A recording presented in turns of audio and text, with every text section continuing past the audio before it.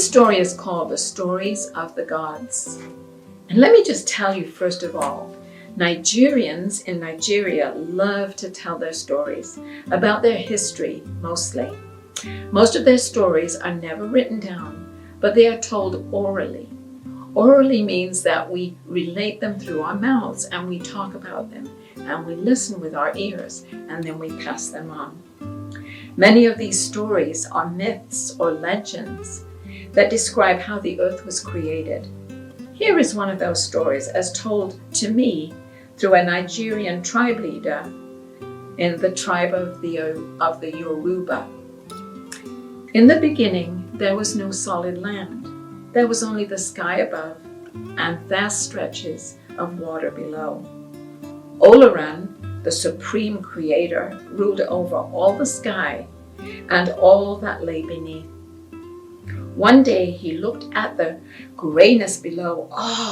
He sighed, how dreary this all is. I will go and ask Obatala, my son, to create land and fill the world with human beings. Obatala, he said, the world is an empty place. Go and create land and shape human beings. A wonderful idea, said Obatala. But how will I do this? Well, here are a few things that you may need, said Olaran. And he handed his son a long silver chain, a bag full of sand, and a chicken. So Obatala attached one end of the chain to the heavens and lowered the other end down to the world below. Ever so slowly, he climbed down the chain.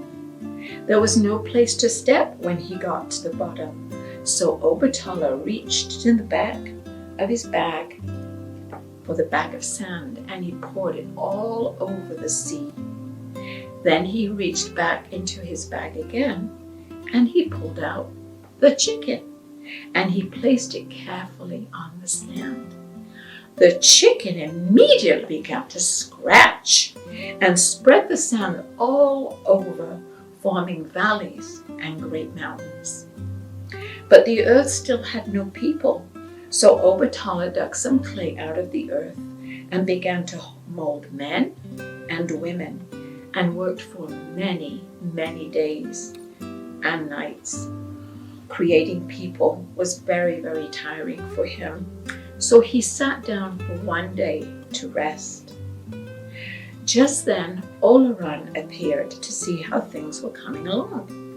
Olaran, said Obatala, I have molded men and I have molded women, but they are nothing but clay figures and they do not breathe. I will blow life into them, said Olaran, and taking a deep breath, he blew onto the clay figures. Obatala and Olaran watched with joy as color came into the clay people's faces, and that by one, by one, by one, they stood up and dusted themselves off and prepared to begin their work. We have no tools, they said to one another. So Olaran gave them hoes to plant crops and bows and arrows to hunt for food. The people cheered and set about their work.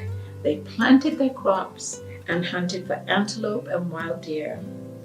Olaran saw that his work was done. He climbed the silver chain to heaven and tucking it into his pocket after him so that the people could not follow after him. As for Obatala, Olaran rewarded him by making his son the first king of Ile Ife, where the world was created.